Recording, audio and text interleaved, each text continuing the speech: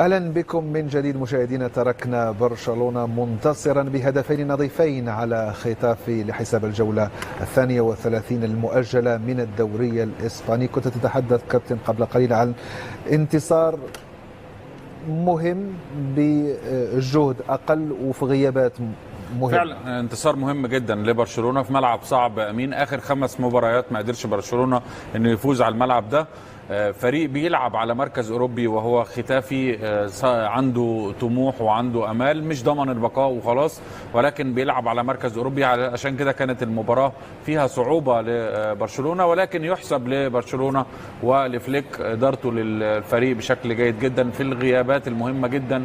وبتكلم على أهم لاعبين في الفريق الموسم ده وهما رافينيا ولامين.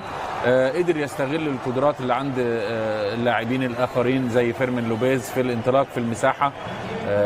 لاعب عنده قوه انفجاريه في الجري بدون كوره بشكل ممتاز، ولكن عنده ذكاء في اختيار التوقيت يا امين، وده مهم جدا مع لاعب زي بدري. وهنا برضو تغيير فليك واستغلال المساحه اللي كانت في دفاعات فريق ختافي يحسب للمدرب. ففوز مهم وفوق فوز صعب.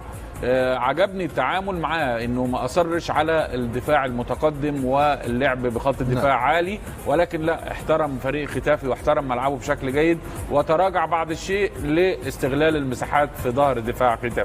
11 نقطة مشاهدينا تفصل برشلونة عن ريال مدريد بعد هذا الانتصار، واستغل الفريق الكتالوني خير استغلال تعثر ريال مدريد يوم أمس. كابتن، توقع كثيرون مباراة أفضل من جانب ختافي الذي كما تحدثنا عنه يحسن الدفاع، يلعب جيدا على ملعبه. هل تعتقد اليوم أنه فارق الجودة الفنية مع برشلونة هو الذي كان حاسما؟ ليس بالضبط، لأنه فريق ختافي في الرأي الشخصي لم يحسن التعامل مع المباراة، ولم يكن ممكن أكثر شجاعة من أجل أنه يسجل هدف. لاحظنا في الشوط الأول كانت هناك محاولات أو فرص محتشمة باستثناء ممكن رأسية التي ارتطمت بمدافع كوندي. في الشوط الثاني وخاصة في الدقيقة 73 كانت أفضل وأوضح فرصة لختافي لم يتم تسجيلها. مع أنه غير أسلوبه في الشوط الثاني، خرج يلعب الكرة بطبيعة الحال، لأنه قام بتغييرين مهمين. أعتقد بأن خروج باسيلي كقلب دفاع ثالث ودخول فيمينا كوسط ميدان أقصى اليمين، وخروج اللاعب بيرماسيفيتش الذي كان يلعب أقصى اليمين بدخول فاسكيز الذي أصبح يشكل ثنائي مع ساتريانو كقلب هجوم. بمعنى آخر طريقة اللعب تغيرت من 5-4-1 إلى 4-4-2، لكن على مستوى الأسلوب، على مستوى ممكن الفرص لم تكن بتلك الوتيرة اللي ممكن أنك تقدر ترجع في النتيجة. وكما قلت في الدقيقة 73 في رأيي الشخصي نقطة تحول المباراة. يجب كذلك الإشادة بكوبارسي، صراحة التدخل كان فارقا، وبمباشرة يعني بعد الركنية التي أتت من خلال تلك المحاولة يتم معاقبة ختافي بهذا التقدم المبالغ فيه وتسجيل راشفورد للهدف الثاني، هدف التأمين الذي نجح من خلاله على أن فريق برشلونة يحسم اللقاء. بطبيعة الحال كانت هناك فرص أبرزها فرصة كاسادو لإضافة على الأقل هدف ثالث، لكن لم ينجح لاعب فريق برشلونة تحقيق ذلك. يجب كذلك الإشادة بتغيير فليك، خاصة بدخول لاعب راشفورد مكان روني. لاحظنا ما عجز عنه روني في الشوط الأول نجح فيه راشفورد، ويؤكد ذلك من خلال استغلال سرعة هذا اللاعب وتسجيله لهدف ثاني. صحيح أنا شخصيا تفاجأت في المباراتين الأخيرتين سواء أمام سيلتا فيغو ولا في هذه المباراة عدم إشراك راشفورد، لأنه على المستوى البدني في رأيي الشخصي يتفوق على الثنائي روني وكذلك فيرمين لوبيز. وهنا أتكلم عن تغيير السرعة بشكل مفاجئ، السرعة الانفجارية التي تمكن لأي لاعب على صنع الفرق في الواحد ضد واحد، لكن دخل وأكد ممكن هذا يعني التفاجؤ بالنسبة لي شخصيا. ويعد راشفورد في رأيي الشخصي أفضل معوض إن صح التعبير بالنسبة لغياب رافينيا وكذلك اللاعب يمين لامال.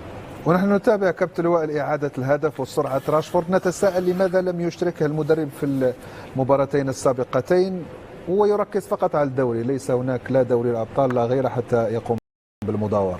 أنا أعتقد أن برضو لسبب تكتيكي يا أمين، وهو توقع سيناريو لعب ختافي متوقع أنه يلعب كتلة دفاعية متأخرة، وده مش في صالح راشفورد زي ما شفنا في لقطة الهدف. هو محتاج المساحة. هو فليك توقع ان السيناريو المباراه انه يسجل هدف والشوط الثاني يحصل اندفاع من فريق ختافي زي ما شفنا، وهنا تبقى فرصه راشفورد في المباراه. فاعتقد ان انا وجهه نظري دي ان هو يعني توقع سيناريو المباراه بالشكل ده، انما هو فوز مهم جدا وفوز صعب وفوز ياكد العقليه الانتصاريه اللي زرعها فليك في اللعيبه امين. يعني شوف فارق 11 نقطة بينه وبين ريال مدريد، ومع ذلك في إصرار وفي حماس وفي شغف عنده وفي فرحة على الفوز، وفي فرحة طبعا، لأن أنا أعتقد هو باصص للموسم اللي جاي. خلاص هو بيفكر في الموسم اللي جاي، تهيئة الفريق ده وتهيئة اللاعبين دول للموسم اللي جاي بشكل جيد، وإنه يفضل ينتصر ويصل ل 100 نقطة في الفوز ببطولة الدوري. انتصار هو التاسع على التوالي و11 نقطة كفارق، انتهى الموضوع بالنسبة لي. أنا شو انتهى طبعا، انتهى من بدري. اللي يديك التأكيد الانتهاء حالة المنافس بتاعك ريال مدريد. صعبة جدا يا أمين 6 مباريات الأخيرة يكسب مباراة واحدة في نهاية موسم وفي وقت يعني، والموقف ده اتكرر مرتين في الموسم. المرة الأولى لما كان الفريق متقدم ب7 نقاط على برشلونة، ورجع برشلونة تقدم مرة تانية، وبرضه رجع تقدم على برشلونة وفرق نقطتين أعتقد، ورجع برشلونة تاني للصدارة. فده يأكد العقلية والقوة الذهنية اللي عند الفريق وعند المدرب، والثبات والاستقرار الفني اللي في الفريق. في المقابل الفريق الثاني فريق ضايع ذهنيا، مش قادر حتى انه ينتصر مباراتين 3 على التوالي. وموسم سيء جدا من الفريق، فما فيش فرصة للعودة مرة ثانية. موسم صفري سيكون غالبا هو الثاني على التوالي. تحدثنا قبل قليل كابتن ربيع على جوان غارسيا وتدخلاته الحاسمة في عدد من المباريات. اليوم أكمل المباراة 14 هذا الموسم دون تلقي أي هدف، لكن كذلك هناك دفاع، وأنت تتحدث عن هذه اللقطة بالضبط. وصحيح تدخل في رأيي الشخصي ممتاز، لأنه لو لم يكن كوبارسي متواجد أو قام بهذا عملية التدخل في رأيي الشخصي كان ممكن تسجيل الهدف. كذلك مهارة اللاعب في أنه يخرج الكرة، لأنه العديد من المدافعين ممكن أنه لا يعرف التعامل وبالتالي يسجل ضد مرمى. أكيد بأن كما قلت في رأيي الشخصي نقطة تحول على الأقل، لأنه لو خطف سجل هدف التعادل أكيد بأنه المأمورية سوف تتعاقد بالنسبة للاعبي برشلونة.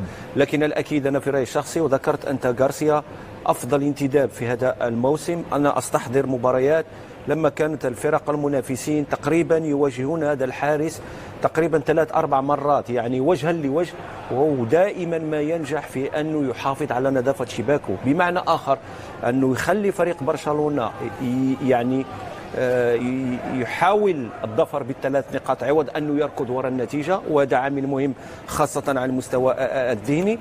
وبالتالي في رأيي الشخصي أعتقد بأنه سيكون أفضل حارس بهذا الموسم بدون أدنى منافسة للحراس الباقيين. لا يشكك أحد في قيمة لامين يامال، لكن اليوم على الأقل أكد برشلونة أنه منظومة لا يقف عند لاعب واحد. طبيعي، وهذا تكلمنا عنه قبل بداية المباراة. تكلمنا على أنه أفكار واضحة بالنسبة للمدرب، سواء على المستوى الهجومي وأسلوب لعب الممتع السلس وانسيابية في اللعب، أو كذلك على مستوى الأسلوب الدفاعي من خلال الضغط العالي، من خلال الضغط المضاد في عملية ضياع الكرة ومحاولة استرجاعها في فترة مبكرة. العيب الوحيد في رأيي الشخصي هي مصيدة التسلل في رأيي الشخصي الذي أدى ثمنها سواء في الموسم الماضي وخاصة كذلك في هذا الموسم. وهنا أتكلم على يعني مسابقات دوري أبطال أوروبا، لأن جودة اللاعبين تختلف. في دوري أبطال أوروبا جودة اللاعبين أعلى بكثير من جودة اللاعبين المتواجدين على مستوى الدوري المحلي، وهنا أعني الفرق الأخرى غير ريال مدريد وغير كذلك أتلتيكو مدريد.